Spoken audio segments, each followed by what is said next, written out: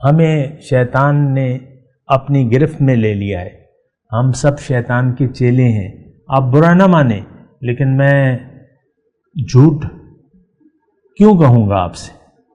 شیطان ہمارا ساتھی بن چکا ہے، اور یہ قرآن میں لکھا ہے۔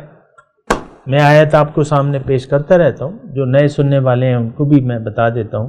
اللہ تعالیٰ نے قرآن میں لکھ دیا ہے کہ من یعش عن ذکر الرحمن نقید لہ شیطانا فہو لہ قرین، جس نے بھی رحمان کی یاد سے منہ موڑ لیا، شیطان کو میں اس پر مسلط کر دوں گا اور وہ اس کا ساتھی بن جائے گا۔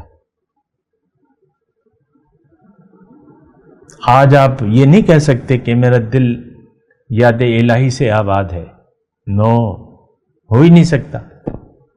جو دل ناپاک ہے اس میں اللہ کی محبت آ ہی نہیں سکتی، یہ بات نوٹ کر لیں۔ ناپاک جگہ میں اللہ کی یاد نہیں آئے گی۔ دل تو عرش الہی ہے، اس کو آپ نے پاک کرنا تھا۔ آپ دل کی پاکی کی بجائے دولت کی طرف دوڑنے لگے، دنیا کے پیچھے دوڑنے لگے۔